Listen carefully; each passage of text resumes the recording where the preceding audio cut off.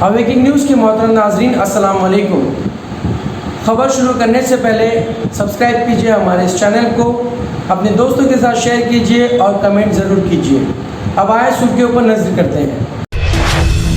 हज 2021 सऊदी अरब की जानिब से कवायद व ज़वाबित जारी। नाइजीरिया में मसला मोटरसाइकिल सवारों का गांव पर हमला, 133 अफराद हलाक। बरतानिया, नए पुलिस निज़ाम के खिलाफ एहतजाज शदीद, मुजाहिरीन का थाने पर हमला। दिल्ली की मुंतखब हुकूमत के इख्तियारात को महदूद करने वाला बिल लोकसभा में मंजूर। महाराष्ट्र में अनिल देशमुख की हिमायत में हुक्मरान महज मुत्तहिद। असदुद्दीन ओवैसी का ऐलान, मजलिस इत्तेहादुल मुस्लिमीन बंगाल असम्बली इंतखाब में मुकाबला करेगी। दिल्ली फसादात, शिकायत करने वालों को ही पुलिस ने मुलजिम बना दिया। जमात उलमा हिंद के जनरल सेक्रेटरी मौलाना मोहम्मद मदनी ने पुलिस के रवैये पर हैरानी का इजहार किया।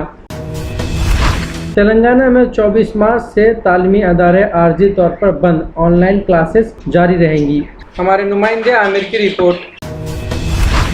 कड़पा में सीपीआई की जानिब से शहीद भगत सिंह और सुखदेव की 90वें बरसी के मौके पर खिराज अकीदत पेश किया गया। हमारे नुमाइंदे सैयद शब्बीर हुसैन की रिपोर्ट। कड़पा में आस्थाना बगदादिया के ज़ेर एहतमाम रूबरू रिश्ता मुलाकात प्रोग्राम का इनेकाद, नायब वज़ीर आला APSB अमजद बादशाह की शिरकत। सीनियर रिपोर्टर यूसुफ अली खान की रिपोर्ट।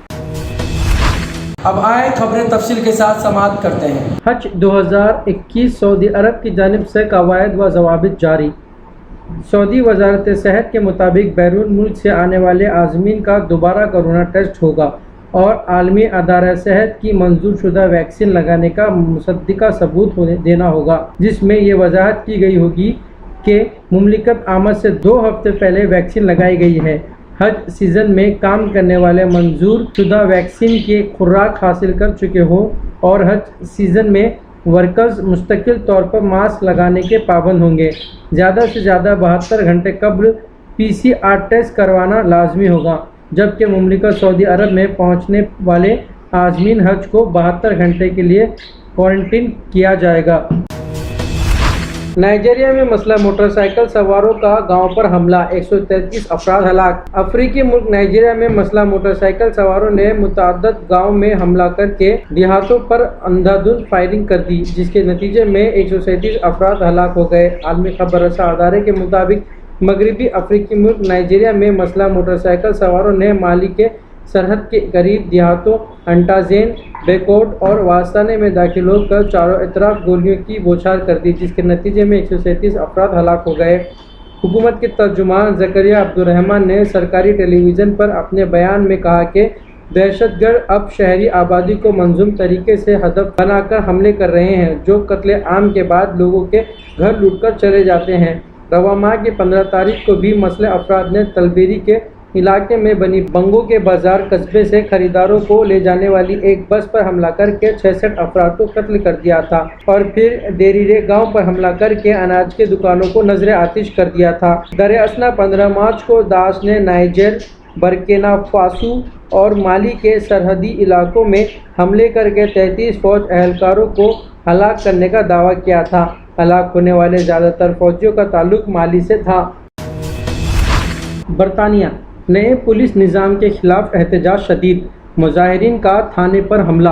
बरतानिया में मौजूदा नए पुलिस निज़ाम के खिलाफ एहतजाज करते हुए मुजाहिरीन ने यहां एक थाने पर हमला कर दिया, जिसके नतीजे में 20 पुलिस एहलकार जख्मी हो गए।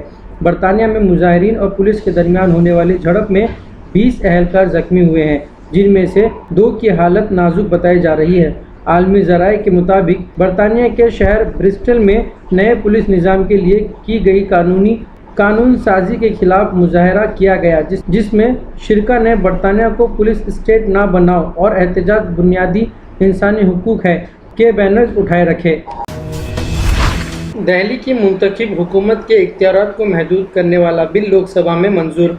आम आदमी पार्टी के एहतजाज और जंतर मंतर पर इसके धरने को कतई नज़रअंदाज करते हुए मोदी सरकार ने पीर को इस बिल को लोकसभा में मंजूर करा लिया है, जिसमें दिल्ली के मुंतखब हुकूमत के इख्तियारात को महदूद करते हुए लेफ्टिनेंट गवर्नर के इख्तियारात में इजाफा किया गया है।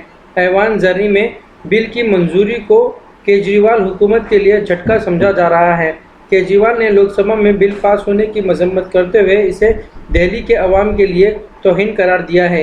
ये बिल चूँकि लेफ्टिनेंट गवर्नर को ज़्यादा इख्तियार दे देता है, इसलिए ये इल्ज़ाम लगाया जा रहा है कि रियासत की मुंतखब हुकूमत को बाईपास करते हुए मोदी हुकूमत गवर्नर के जरिए रियासत के इंतजाम खुद चलाना चाहते हैं। तो सल्यूट करने के लिए आया हूं दिल्ली से। जिस तरह से केंद्र सरकार ने 3 काले कानून पास किए,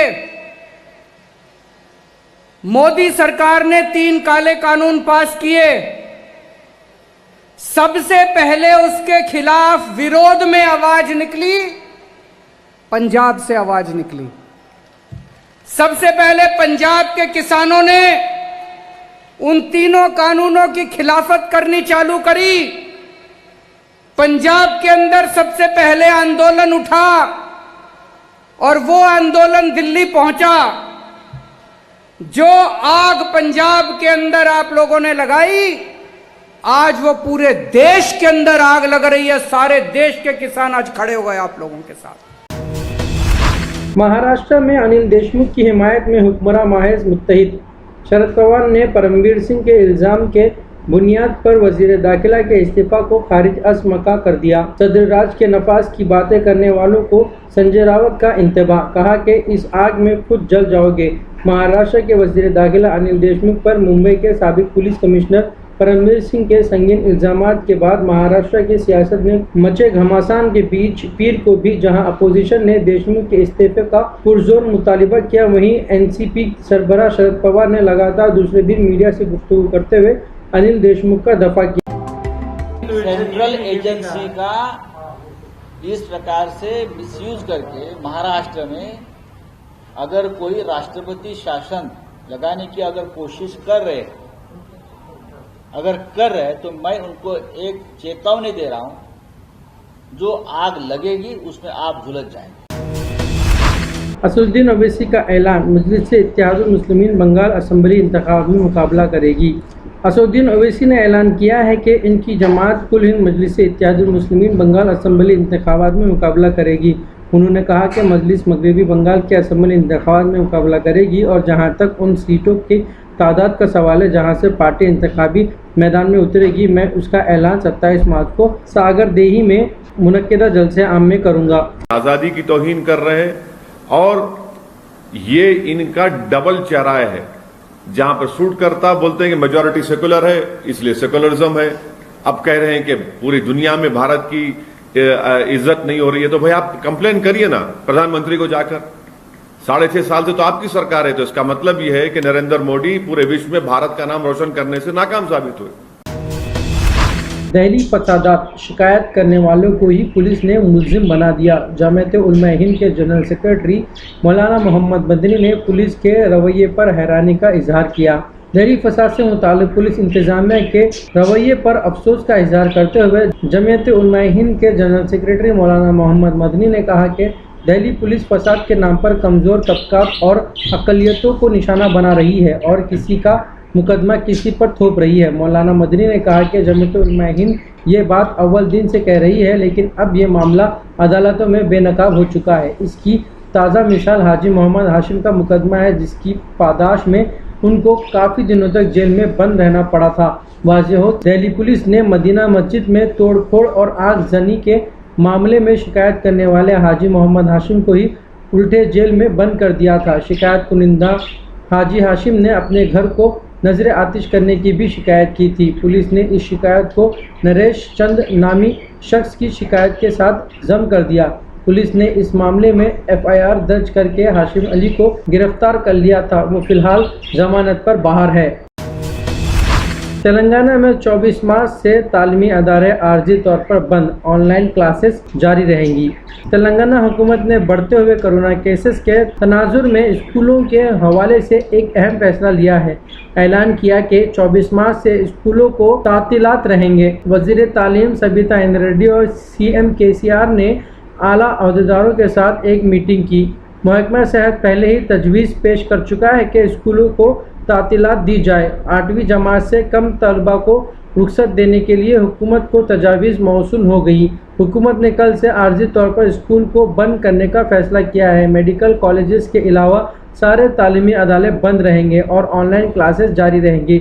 असम्बली इजलास में वज़ीर तालीम ने कहा कि स्कूल्स बंद करने के लिए वालिदैन की जानिब से भी असरार रहा। वाज़ेह हो कि हालिया दिनों में हकामती स्कूल्स में कोरोना के केसेस में इजाफा देखा गया।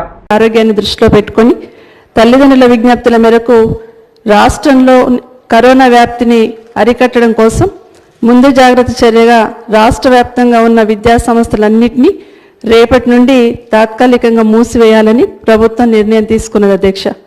ఈ మూసివేత ఆదేశాలు వైద్య కళాశాలలు మినహాయించి రాష్ట్రంలోని అన్ని హాస్టళ్లు, గురుకుల విద్యాలయాలు, ప్రభుత్వ ప్రైవేట్ విద్యా సంస్థలన్నిటికీ వర్తిస్తాయి అధ్యక్ష।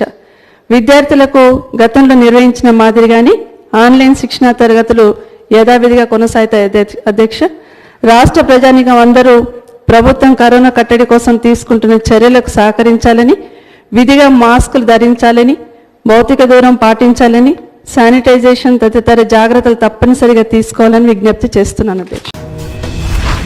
कड़पा में सीपीआई की जानिब से शहीद भगत सिंह और सुखदेव की 90वें बरसी के मौके पर खिराज अकीदत पेश किया गया। हमारे नुमाइंदे सैयद शब्बीर हुसैन की रिपोर्ट।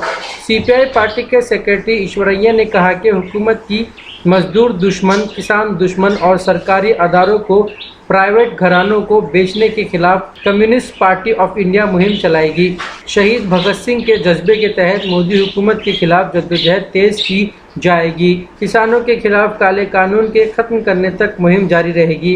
मोदी हुकूमत सरकारी अदारों को खानगी अदारों के हाथों फरोख्त कर रही है, जिसकी इजाज़त नहीं दी जा सकती। इसलिए 26 मार्च को भारत बंद मनाया जा रहा है, जिसे कामयाब बनाने के लिए उन्होंने आवाम से अपील की। शहीदों की कुर्बानियों का समर है कि आज मुल्क आज़ाद है, जिससे मोदी की सरबराही में बीजेपी और आरएसएस मिलकर फरोख्त करने में लगे हुए हैं। तमाम सरकारी जायदादों को फरोख्त किया जा रहा है। अजीम हस्तियों की कुर्बानियों को ज़ाय किया जा रहा है। उन्होंने आवाम से अवाम दुश्मन हुकूमत के खिलाफ उठ खड़े होने की अपील की। कड़पा में आस्थाना बगदादिया के ज़ेर एहतमाम रूबरू रिश्ता मुलाकात प्रोग्राम का इनेकाद। नायब वज़ीर आला APSB अमजद बादशाह की शिरकत। सीनियर रिपोर्टर यूसुफ अली खान की रिपोर्ट। कड़पा के गोल्डन संगम फंक्शन हॉल में आस्थाना बगदादिया के ज़ेर एहतमाम आंध्र प्रदेश रूबरू रिश्ता मुलाकात कमेटी तश्कील दी गई, जिसके तहत गुज़िश्ता 2 वर्षों से शहर में ये प्रोग्राम का इनेकाद किया जा रहा है। आवाम में इस प्रोग्राम के इनेकाद करने पर बड़ी तादाद में लोगों ने इस्तेफ़ादा किया है। सज्जाद नशीन आस्थाना बगदादिया मोहम्मद अली बगदादी की काविशों को सराहा जा रहा है। अमजद बादशाह ने इस प्रोग्राम में शिरकत करते हुए इस मुनफरिद प्रोग्राम पर अपनी खुशी का इजहार करते हुए इसे जारी रखने की ख्वाहिश की। अमजद बादशाह ने इस प्रोग्राम का इफ्तिताह किया।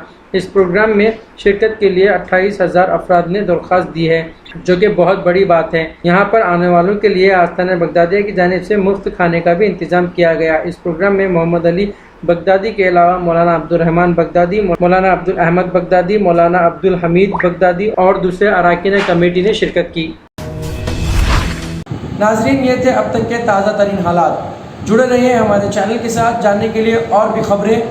अब लेता हूँ मैं इजाज़त। खुदा हाफिज़।